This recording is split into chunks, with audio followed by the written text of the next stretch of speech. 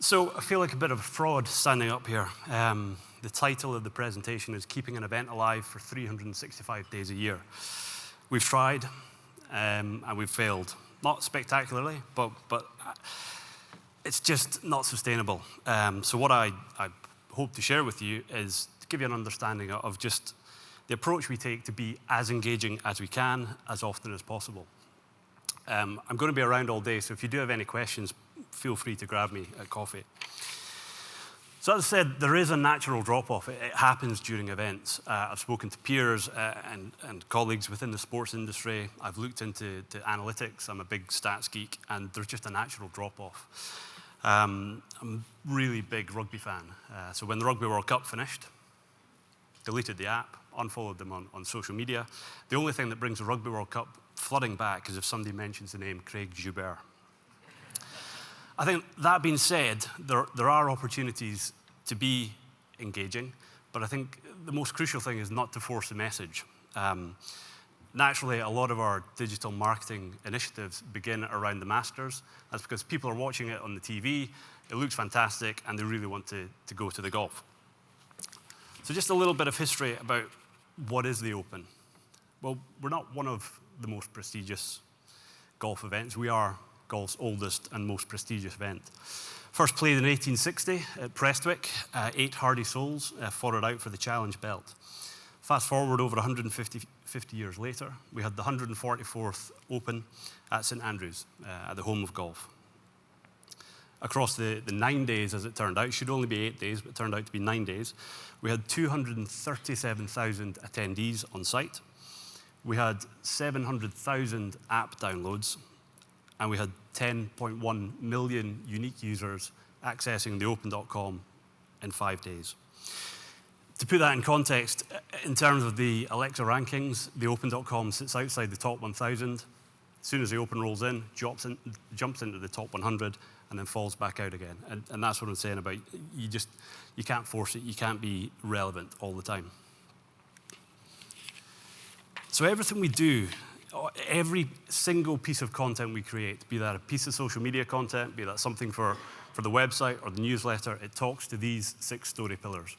I'll take you through a rough example of each of them, but news and information, the history, the course, players, outside the ropes, and golf style. So news and information. There we go. It's fairly straightforward. It's tickets, it's travel news. In this instance, we announced that the Open's returning to Northern Ireland in 2019. There we go. History. There's a real opportunity, particularly on Twitter, to be engaging on a weekly basis. This is Throwback Thursday. I had no idea that the dogs were once caddies, and I think I'd be banned from my local golf club if I took my dog along. But we use this to share stories and stats and just interesting pieces of trivia, not just about the Open, but about golf in general.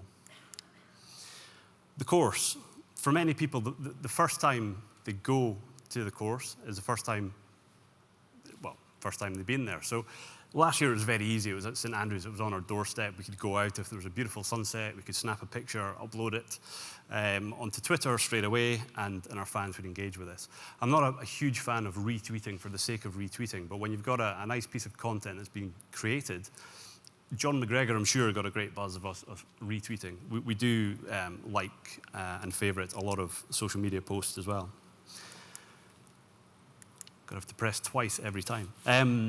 Players. It's an obvious one, wishing the greatest players in golf happy birthday. As we get closer to the Open, we're able to focus more on those who've qualified for the event. Outside the ropes is really used during the Open, and that's our opportunity to tell people that it's not just about golf.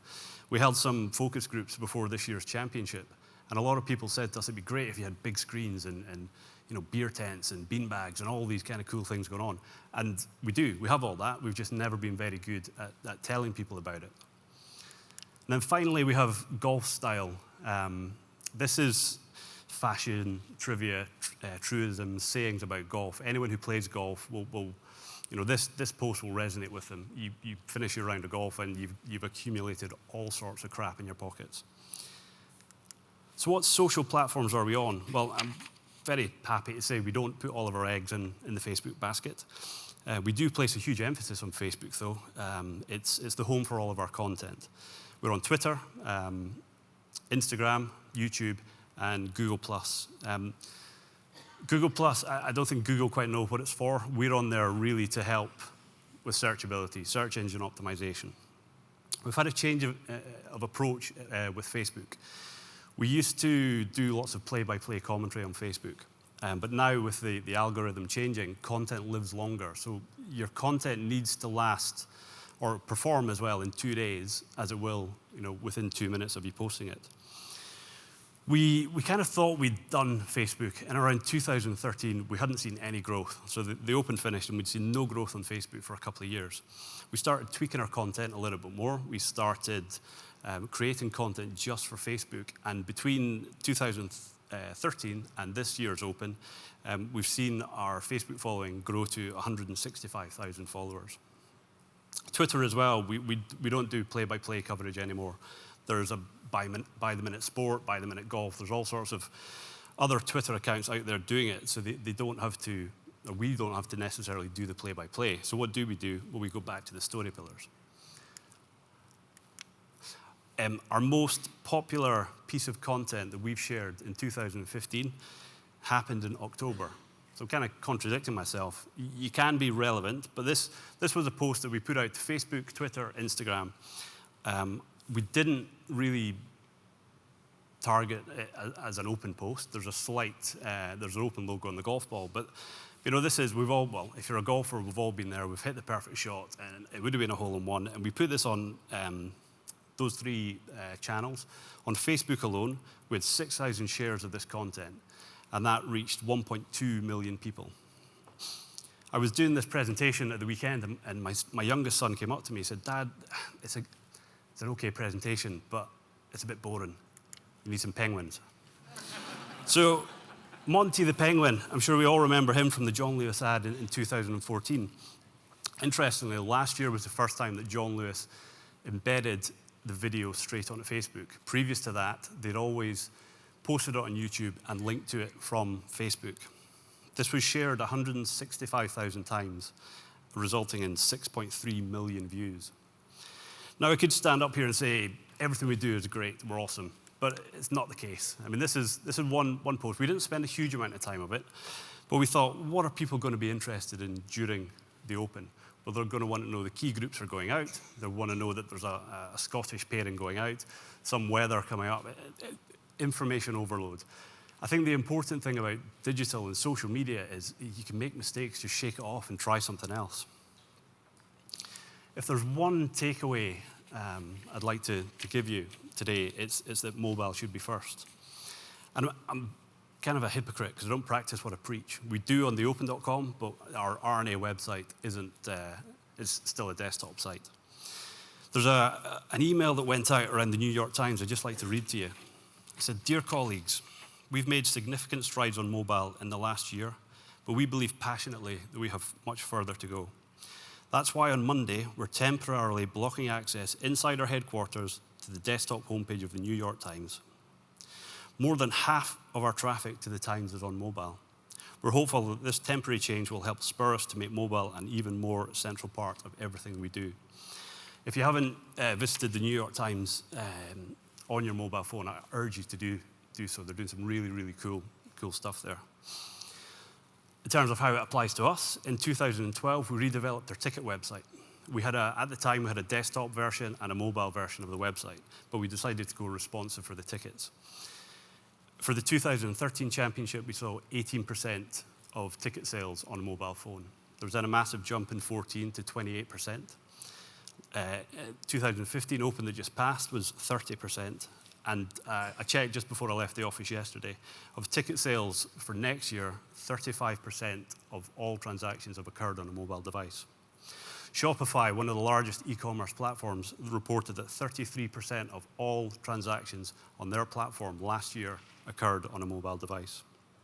I've got another quote from Google, Who better? There's all sorts of stats and numbers that are going around, but who better to listen to about mobile than Google? And they said, I think it was in June this year, more Google searches take place on mobile devices than on computers in 10 countries, including the USA and Japan. They don't tell you the other 8 countries, but that's a fascinating fact. Now, as I said at the start, you can't be relevant 365 days a year, but what you can do is you can prepare. We're able to engage throughout the year through our open qualifying series. It comprises of 14 events in 9 countries. We work with the PGA Tour, the European Tour, Sunshine Tour, all these tours around the world, working in some of their flagship events. Not only does this allow us to be relevant throughout the year, but it also allows us to create localized content. So on Facebook, we create the Thailand Golf Championship that's coming up in December. We'll create posts in the Thai language, and we'll specifically target people in Thailand. We do the same in Japan when we go to the Japanese events. The other opportunity we have through the qualifying series is to find a local interest story. So in 2014, there was a chap called John Singleton. He was a factory worker, lived near Liverpool, decided to chance his luck at open qualifying. We get upwards of 1,300 golfers entering into regional qualifying. And he qualified. He went through regional and final qualifying, and he had to ask his boss for the day off. His boss obviously gave him the day off and gave all of his colleagues the time off as well. But that gave us a real local interest story that the local media loved. Those of you who are fans of the Open will know the name of Paul Dunn, a young Irish amateur golfer. He led the Open Championship going into the final day. So I can't stand up here and tell you about what we do outside of the Open without giving you a little insight into what we do during the Open. I'm often asked, how do you prepare for the Open? How much content do you prepare in advance? We prepare roughly about 30 or 40% of our content in advance, but we do have 15 hours. That's 15 hours of play on the Thursday and the Friday, which is great. We go back to our story pillars. We can create infographics. So after the first round of the Open, the road hole, nobody birdied it. So it lived up to its reputation. On the Wednesday, there we go. On the Wednesday, we had a Champion Golfers Challenge. We embedded animated GIFs into our Twitter posts. And this was something that we hadn't seen before, and our social media agency came to us with this as an option. Our history and our players, this was Sir Nick Faldo's final Open. So as he was walking down the 18th on the Friday or the Saturday, it all merges now, he went into his golf bag, pulled out the same jumper that he was wearing when he won the 1987 Open Championship. Our most popular video, you might think it would be the winning putt. Those of you who are golfers will recognize him straight away, but this was our most popular video on social. And Miguel is out on the range, going through the usual warm-up routine. Always provides plenty of entertainment. We saw him in the truck yesterday, didn't we, with his gym shorts on. You have to excuse the Alan Partridge-esque commentary, but this was viewed over 400,000 times on Facebook. So 15 hours is great, until this happens. 2 days of coverage. The Friday, we had virtually no golf due to torrential downpours. On the Saturday, we had gale force winds. So how do you fill the time? What do you do? Well, you go back to the story pillars. We had a look into our video archive, and we saw that 50 years ago, this happened. More than half the competitors had begun their final round at St Andrews in the rain when the freak storm burst upon the course. This was it. No wonder it was decided to stop play in the Centenary Open Golf Championship. So it just goes to show you that some things never change at the Open.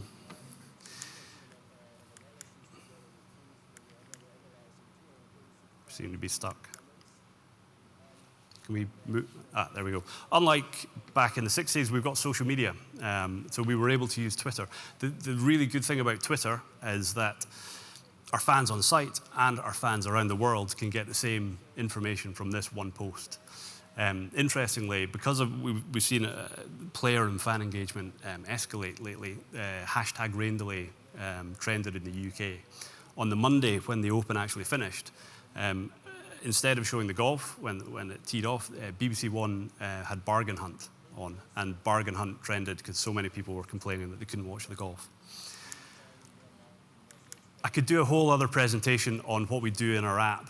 Over the last 4 years, we've worked really hard to install a Wi-Fi network across the entire golf course. And then within the app, we're able to send segmented push notifications to people who are on site, and also the use of iBeacons to keep people updated as to what's happening.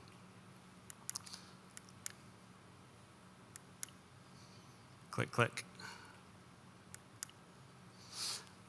Again, to connect with our fans, we did this as a post to everyone as a thank you for their patience.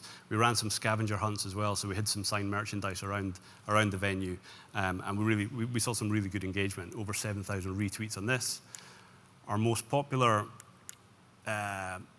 prize that we gave away solely on Instagram. We've got a problem connecting with millennials because we have a strict mobile device policy that forbids photographs to be taken on championship days. So we can't use Snapchat and get all that user-generated content. So we saw Instagram as being the ideal place to send out this prize.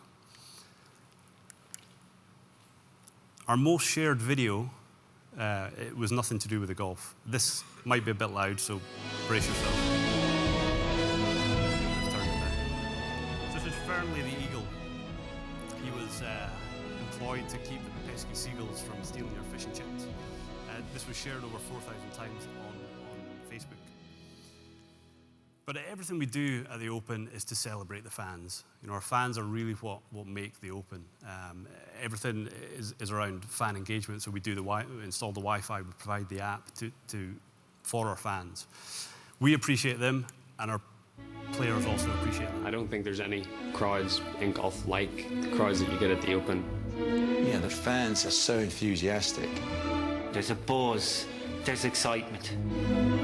It doesn't matter if it rains. When it rains at the Open, they just sit there and get wet. Crazy Brits. It's part of the championship. There's nothing like it in any golf anywhere in the world.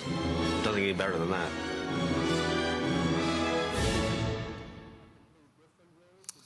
So we like to celebrate our fans. You know, they are the reason that we exist. So where possible, we do try and take their content in and share it across our social media platforms. Now, I've got one more video. You might think I'm being a bit of a cop-out showing so many videos, but the reason I've included so many videos is that video was responsible for over 50% of all of our engagements on social media. This is just a short video on what the Open means to the players.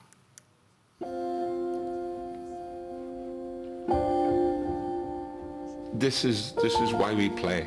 This is it. All the greatest of the game that have ever played the game have come after this job. It means you're holding history. Definitely the most special one. You know, this is it. Magnificent. So that's what this is all about.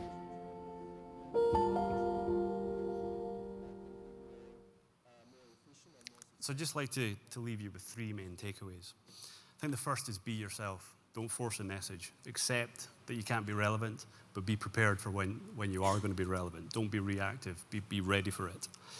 Use video. I mean, some of these videos are beautifully produced and cost a pretty penny, but they don't have to be. Some of our most popular video content is shot on a mobile phone, and we just upload it straight away. And thirdly, be on mobile, because if you're not, everyone else is going to be. Your customers are on it, your competitors are going to be on it, so you have to be on mobile. Thank you for your attention.